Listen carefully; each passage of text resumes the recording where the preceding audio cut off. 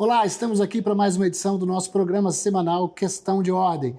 Hoje a gente recebe aqui em Brasília o economista Felipe Serigati, da FGV Agro, que está sempre com a gente fazendo análises aqui no nosso canal Agro Mais. E hoje resolveu dar um pulo aqui para o Brasília. A gente catou o Felipe para vir cá conversar sobre economia. Primeiro, bem-vindo e muito obrigado por ter aceito o nosso convite para estar presencialmente aqui no canal. Puxa vida, e eu que agradeço o convite, Valteno. Muito obrigado.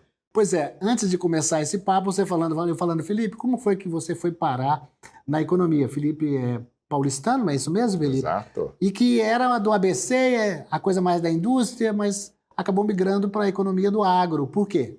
Pois é, daquelas coisas que a gente abre uma porta, né, sem querer na nossa vida, entra também sem saber o que vai acontecer e nunca mais sai. Então, eu fiz, na época, né, chamava de colégio técnico, processamento de dados.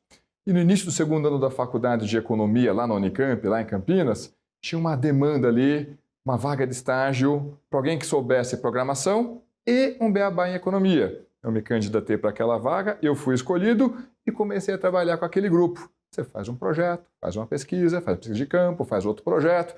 Na hora que você vê, você já está imerso naquele contexto. Só que grupo era aquele? Era justamente o núcleo de economia agrícola da Unicamp. Aí conheci esse universo, a economia agrícola e, felizmente, nunca mais saí desse ambiente. Vocês estão acostumados a ver o Felipe Serigati falando aqui sobre tendências, números, o mercado do agro, os seus desafios. E no dia que ele chega aqui, sai essa prévia da inflação chamada IPCA 15 de agosto, de 15 de julho a 15 de agosto, e veio com uma ligeira baixa, mas a gente fica preocupado com a inflação que parece ter uma resiliência, essa palavra da moda. Uhum. Qual tem sido a causa dessa resiliência, hein, Felipe? Então, vamos lá, temos alguns fatores. Então, os números divulgados do IPCA 15 agora de agosto sinalizaram o quê? Esses números vieram pouco acima da expectativa de mercado e, no acumular de 12 meses, aceleraram a inflação. Ou seja, a inflação está subindo, está acelerando. O que nós temos por trás disso? O grande fator por trás disso, em primeiro lugar, é um mercado interno que está aquecido. A gente tem um mercado de trabalho que está aquecido, ou seja, o mercado de trabalho está gerando pós-trabalho, em que os salários estão subindo, o que tem um lado muito bom, sem dúvida alguma. Mas se não for sustentável, isso gera dores de cabeça lá na frente. Para curto prazo, esse mercado de trabalho mais aquecido reflete o quê? Gente, vamos imaginar ali o mercado de proteína animal, pessoal de carne bovina. Como é que deve ser o final do ano? Deve ser um mercado interno aquecido para a carne bovina. Para outros produtos alimentícios também. Por quê? Porque está tendo renda. Isso é bom de um lado. Do outro lado, essa demanda mais aquecida pressiona os preços e está fazendo a inflação se descolar. Isso dá trabalho adicional para o Banco Central. No entanto, tem alguns fatores adicionais, entre eles uma alta no preço dos combustíveis. E detalhe, o IPCA 15 que foi divulgado ainda não capturou todo o movimento de alta da taxa de câmbio que a gente viu ao longo do mês de agosto. Agora, quando você fala isso, a inflação ela está com esse viés, essa tendência de alta, porque o consumo, a demanda, os salários estão subindo. O governo, mais especificamente, não o governo, mas o PT, o Partido dos Trabalhadores, acha que essa análise ela é muito virulenta, que ela é terrível. Como é que pode? Na hora que estamos consumindo, aí os economistas vêm e dizem, não, inclusive o presidente do Banco Central, que apanha muito, não, essa é uma inflação de demanda, não pode. Então, há uma crítica generalizada à política monetária, que seria o grande vilão dessa questão da inflação e das altas dos juros. Como é que vocês explicam isso para quem, e aí nós estamos falando para o nosso telespectador, para ele poder entender melhor isso? Pois é, então vamos lá, gente. A economia tem que funcionar de maneira equilibrada, né? Então, quando você tem algum desequilíbrio, claramente o que a gente observa? É a inflação que a PIB está dizendo. Gente, o tecido econômico não está suportando a economia operando nessas condições. Ok. Com relação aos governos do PT, isso não é novidade. Se a gente for lembrar, principalmente a partir do segundo mandato do governo Lula, sempre teve essa coisa de manter um pezinho no acelerador do lado fiscal, expandindo gastos. Opa, mas isso deixa a economia mais acelerada, isso vai bater na inflação. E aí deixava a cargo da política monetária manter essa taxa de juros e tentar segurar o carro no freio de mão. Então fica um pouquinho esquisito essa dinâmica, mas foi o que nós vimos ao longo dos governos do PT. No curto prazo, essa conta até que funcionou, mas a gente viu o que aconteceu principalmente na passagem do governo Lula 2 para Dilma 1. O tecido econômico se esgarçou e a gente levou um longo processo, que a gente ainda está nele, para tentar recuperar as condições da nossa economia. De qualquer forma, um pouquinho mais além disso, provavelmente, uma parte do Palácio do Planalto sabe disso. Só que isso está dentro da retórica. Olha, a gente, Banco Central, faz a sua lição de casa aí, eu vou fazer aqui o meu discurso é para a plateia, é ali para o meu eleitorado, para a minha base, o mercado sabe que é só discurso, então continua fazendo a sua lição de casa. No entanto, nesse terceiro mandato do Lula, as críticas dele ao presidente do Banco Central têm sido tão contundentes, coisa que ele não fez, por exemplo, quando Henrique Meirelles era o presidente do Banco Central nos seus 2 primeiros mandatos, que o mercado passou a precificar uma aversão ao risco maior. Opa! O governo está exagerando do lado fiscal, isso daqui não é sustentável, uma hora essa conta vai chegar e está atrapalhando o trabalho do Banco Central, coisa que nos 2 primeiros mandatos o Lula acabou não fazendo.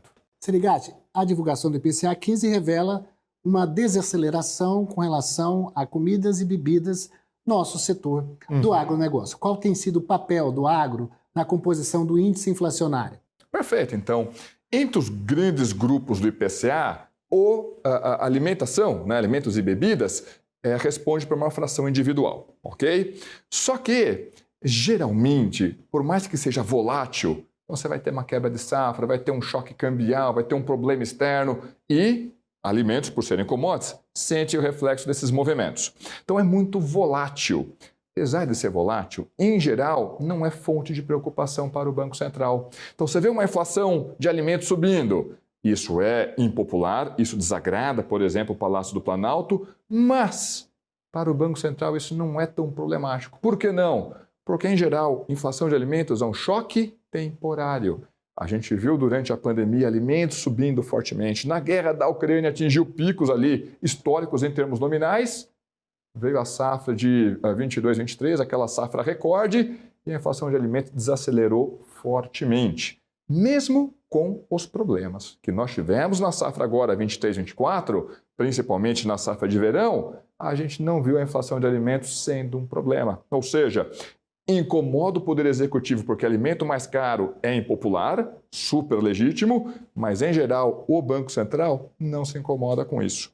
Em outras palavras, a contribuição do agro para a inflação, em geral, é bastante limitada e quando é lá complicada, desconfortável, ela é temporária, ela é transitória. Daí que, universo agro, toca seu barco, vamos produzir, porque essa produção agropecuária gera externalidades muito importantes para a economia brasileira, do PIB até a nossa balança comercial. Até porque o que a gente tem observado, fazendo uma análise mais distante, mais longa, é que o agro tem ajudado a manter a inflação sob controle, né? Contribui em alguns momentos, e em alguns momentos esse controle foi decisivo. A gente pode lembrar tanto o que aconteceu em 2023. Gente, individualmente, o principal grupo que derrubou a inflação foi justamente alimentos. Mas isso nós tivemos ali uma super safra, principalmente nos grãos. Mas não foi um evento inédito. O pessoal não vai lembrar, lá em 2017, tivemos também uma safra mais cheia, tivemos uma redução na taxa de câmbio, porque 2016 foi um ano bastante complicado, e a inflação de alimentos estava negativa. Ou seja, a gente estava tendo uma deflação na evolução dos preços desse setor. Isso só foi interrompido em maio de 2018. O que o pessoal lembra de maio de 2018? Justamente a greve dos caminhoneiros. Foi um choque exógeno ao setor que acabou tirando os preços dessa trajetória. Mas a gente percebeu também que durante a pandemia, quando a população ficou mais em casa, você diminuiu um pouco a atividade produtiva, houve um aumento de consumo e também de preços, né? Hoje nós estamos vivendo uma crise de preços de commodities. O milho baixo, a soja não está no preço desejado, a arroba do boi está começando a reagir, mas enfim, essas commodities, esses produtos agrícolas, o produtor está gastando muito para produzir e tendo menos remuneração. Até quando você acha que esse cenário vai continuar? Aí temos uma situação bastante delicada, né? Por quê? Gente, o que nós vivemos ali no período da pandemia é algo completamente fora do padrão. Então, a gente viu o preço de commodities operando em patamares muito elevados. Vamos lá. De um lado da oferta, teve diversas disrupções por causa da pandemia. Do lado da demanda, assim que o dinheiro começou a chegar nos domicílios, dinheiro, sei lá, de transferência de renda ou atividade econômica funcionando normalmente, a demanda por alimentos estava preservada. Só que desse descompasso, demanda por alimentos aquecida e oferta funcionando com problemas, a gente viu um aumento de preços. Como se não bastasse, porque isso aconteceu também lá fora, a nossa taxa de câmbio subiu fortemente. Ou seja, a gente viu as commodities em dólar mais caras e nós vimos o real, o dólar no nosso mercado cambial mais caro também. Deu essa inflação de alimentos. Ok. Isso aumentou ali a margem de diversas cadeias dentro do setor? Aumentou. No momento em que a gente conversa, as margens estão mais estreitas? Estão. Estão negativas? Ainda não. Por quê? De fato, o preço recebido pelo produtor está operando em patamares menores, mas também houve redução nos custos de produção. Aquela margem que o pessoal teve em diversos momentos no período da pandemia, aquilo é o anormal. A gente está voltando àquelas margens que a gente tinha no período pré-pandemia, voltando à normalidade. Por mais que isso seja complicado. A situação anterior tinha algum conforto? Tinha, mas não era sustentável. No próximo bloco, eu vou conversar aqui com o Felipe Serigati, economista da FGV Agro, sobre o papel do clima nas questões econômicas e também o que a mudança política nos Estados Unidos e também a perspectiva da China de crescer mais ou menos influencia o agro brasileiro. É um minuto só e a gente está de volta.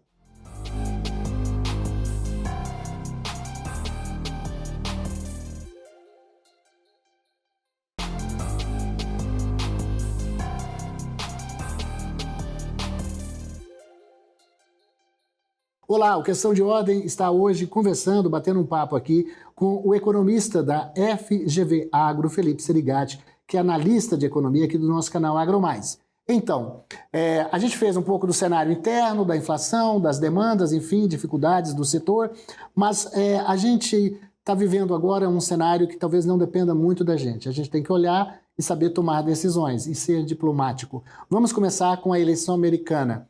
Houve aí um que a gente chama assim de como é que é a palavra certa? Um cavalo de pau. Estava se imaginando que o Trump tinha uma eleição muito certa e segura com o adversário Biden. Biden sai da disputa, entra a Kamala passa a ter chances. E como é que fica a relação econômica Brasil-Estados Unidos? Queria que você analisasse esse contexto. O Trump ainda não está fora do jogo, mas qual é a influência que os Estados Unidos podem ter na economia brasileira? Perfeito. Então vamos lá. Primeiríssimo lugar, né? Eleição americana, certamente, do que é previsível, é o evento geopolítico mais importante do ano. Insisto, aquilo que é previsível, de 2020 para cá, a gente teve um monte de evento e ninguém imaginava que ia acontecer. E na Venezuela também, que a gente achava que só o Maduro ia ganhar, né? Não tinha outra chance. E aí o que acontece? Tanto que o pessoal tem aquela piadinha, né? Gente, a eleição dos Estados Unidos é tão importante que o mundo inteiro devia ter direito a voto, né? Não é essa a realidade. Então, cara, todo mundo sente o que vai acontecer na eleição dos Estados Unidos. Só que você tem lá um enorme ponto de interrogação em algumas questões. Vamos colocar ali, vamos supor, se o Trump for eleito. Qual que é o cenário base? Então, é um mundo mais protecionista. Então, Trump tem essa postura, que é curioso, que é diferente, né, da tradição do Partido Republicano. Elevando ali barreiras tarifárias e tendo uma postura mais agressiva, principalmente com a China. Se o que aconteceu no primeiro mandato do Trump servir como referência, isso pode gerar alguns reflexos positivos para nós. Então, nesse atrito comercial Estados Unidos e China, a China deu preferência para adquirir alguns produtos do Brasil em detrimento dos produtos fornecidos pelos Estados Unidos. Então, pode ter um caráter positivo nisso. No caso da vitória da Kamala Harris, gente, o padrão que se espere é seguir a política que nós temos observado de Joe Biden. Mas ainda assim, vamos lembrar que a política externa e a política econômica é justamente os dois pontos mais fracos da campanha da Kamala Harris. Daí que, nos debates, nas entrevistas, são dois temas que ela tende a evitar. De qualquer forma, Vitória da Kamala Harris, seguiu o padrão que nós temos observado. Vitória do Trump, um mundo mais fechadinho, um mundo mais protecionista. Mas deixa eu te falar, o presidente do Banco Central americano sinalizou com queda de juros. Eu não sei se lá funciona como aqui, a pressão do governo, a pressão política, em cima da autoridade monetária, autoridade financeira do país. É de se imaginar, era de se esperar do mercado que realmente haja razões para os Estados Unidos reduzir taxa de juros e isso influenciar o Brasil? Então vamos lá. Qualquer mudança na taxa de juros dos Estados Unidos reflete em todos os demais ativos.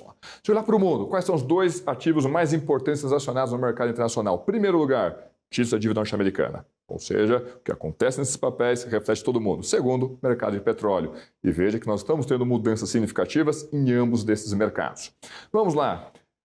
O Jerome Powell, presidente do Banco Central dos Estados Unidos, sinalizou o quê? Gente, setembro, vamos cortar os juros. Não disse quanto, mas sinalizou claramente. Hora de começar a cortar os juros. Ou seja, aqueles papéis da dívida norte-americana vão ficar mais caros, vão ficar menos atraentes. Então, o pessoal já está querendo se desfazer desses ativos e buscar outros ativos, por exemplo, em mercados emergentes. Ok, isso reflete aqui no Brasil? Em condições normais, seria o quê? Traria recursos para o Brasil, traria investimentos para o Brasil, traria investimentos para o mercado de commodities. No entanto, como o Brasil está falhando em fazer algumas das suas lições de casa essenciais, com especial destaque para a nossa questão fiscal, está um desequilíbrio fiscal bastante desconfortável, apesar desse vento favorável lá fora, a gente não está conseguindo aproveitar, vamos dizer assim, na plenitude esse vento favorável. A gente está tentando levantar ali a vela do nosso barquinho, mas a nossa vela tem alguns furos que não está conseguindo aproveitar exatamente esses ventos favoráveis. E com relação à questão dos juros, há uma expectativa do mercado que o Banco Central volte a elevar a taxa de juros, eu li sobre isso. Não sei até que ponto isso tem bom lastro, mas nós estamos aí, se não me engano, com 3 reuniões, já com taxa estável, né? Tá 10, quanto? 5. 10,5. Qual é a sua visão, a sua expectativa com relação aos últimos, vamos dizer assim, os últimos meses do Campos Neto com relação à questão dos juros? Então vamos lá. O Campos Neto, qualquer decisão que essa gestão for tomar em termos de política monetária, pouco efeito vai ter no curto prazo. Então agora a gente já tem que olhar o que vai acontecer, o que deseja a nova diretoria do Banco Central.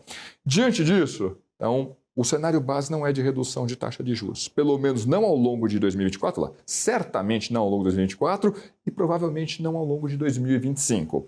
Qual que é o cenário base? Manutenção dessa taxa de juros ao longo até o final de 2025, porque a nossa inflação está tentando escapar. Ela está acelerando, como a gente conversou no primeiro bloco. Só que nós temos a chegada do Galípolo, que não é exatamente um agente que o mercado olha e fala, opa, esse daqui tem um forte compromisso com a inflação.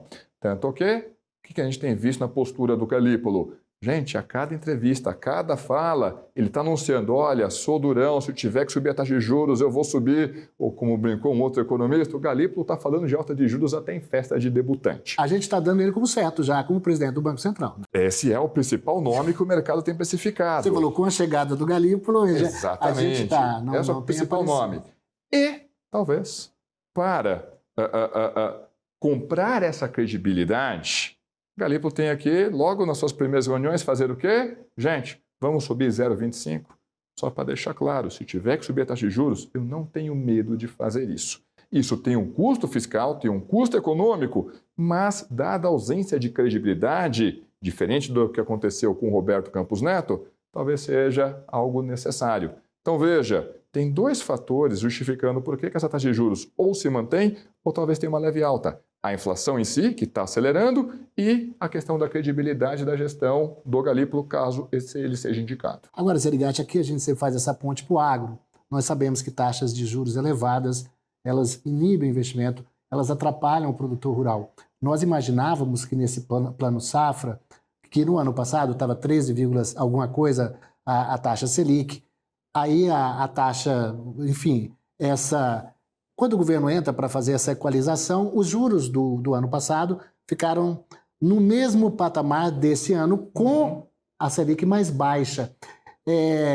Isso inibe muito o investimento e quando o produtor toma o dinheiro emprestado, ele não tem a garantia de um seguro rural forte, robusto, aí acontece o que nós estamos vendo, e eu vou abordar com você, as questões climáticas, né? Então, não seria mais econômico até para o governo ter um seguro maior, ter uma taxa de juros menor ainda para o setor agrícola, para ele poder não ter uma pressão inflacionária, incentivar o produtor que vive passando. Nós já estamos no segundo, entrando já para o terceiro ano com problemas climáticos.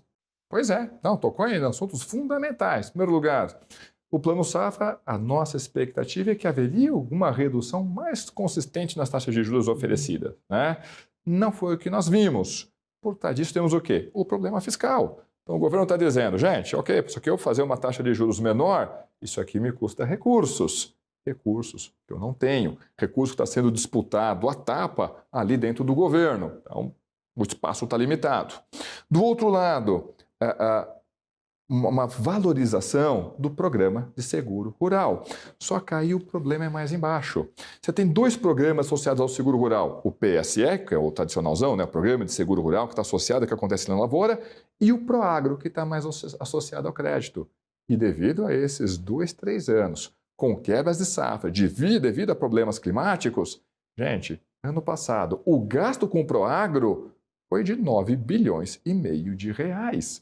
Sendo que, se a gente tiver um orçamento do PSR talvez de 1,3 bilhão, coisa que não aconteceu ano passado, já seria uma notícia, não é notícia ideal, longe disso, mas é melhor que nós tivemos ano passado. Então, o gasto com o seguro rural, ele já existe, só que talvez tenha ali um problema de realocação. Só que realocar isso é algo bastante complicado. Tirar do Proagro e jogar para o seguro, cria uma briga danada. Exatamente. Por exemplo, um está ali dentro do Ministério, do MAPA. O outro, Proagro, está dentro do Banco Central. E um financia pequenos, médio, o outro acaba financiando uma agricultura mais de grande escala. Então, ok, você vai ter algum sombreamento esses dois programas, mas um está muito mais associado ao que acontece dentro da lavoura, o outro está associado muito ao que acontece dentro do crédito. É uma garantia para que aquele produtor consiga realizar o pagamento do crédito tomado, né? Tanto que às vezes o produtor vai dizer, cara, isso aqui beneficia muito mais o meu credor do que a mim mesmo. Óbvio, né? Se você consegue pagar o seu credor, é bom para você também.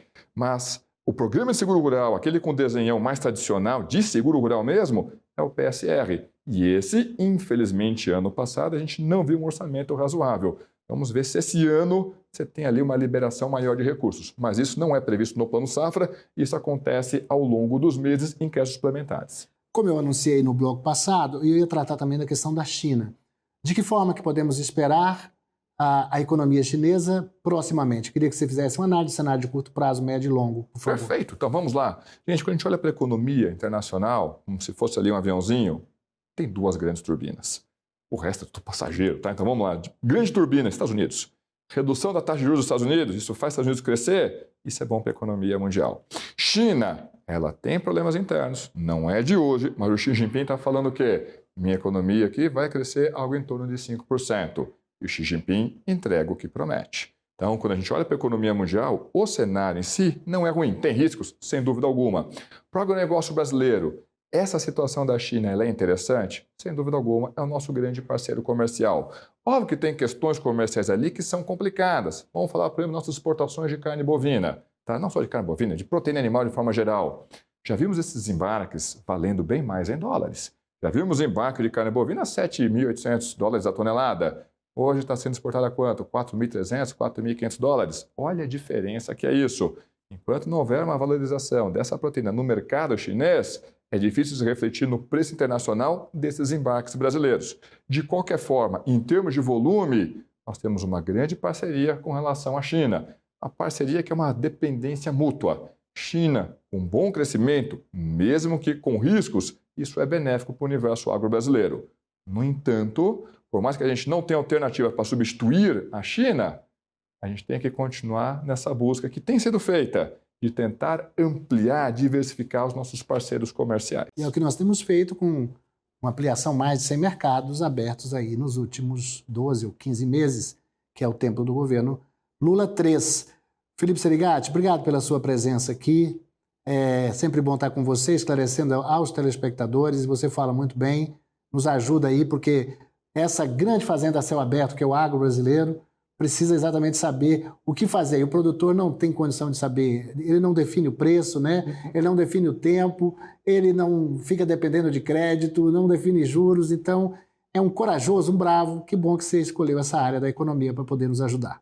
Na verdade, acho que nesse assunto eu que fui o grande sortudo. Cair dentro de um setor que está crescendo bem, que tem questões muito interessantes a serem estudadas e que tem demanda por essas informações. Muito obrigado pelo convite, Valterno. Eu agradeço a você que acompanhou de casa essa entrevista esclarecedora com o nosso economista da FGV Agro, Felipe Serigati, que faz análises aqui no nosso canal Agro Mais. E a gente se vê semana que vem em mais um Questão de Ordem.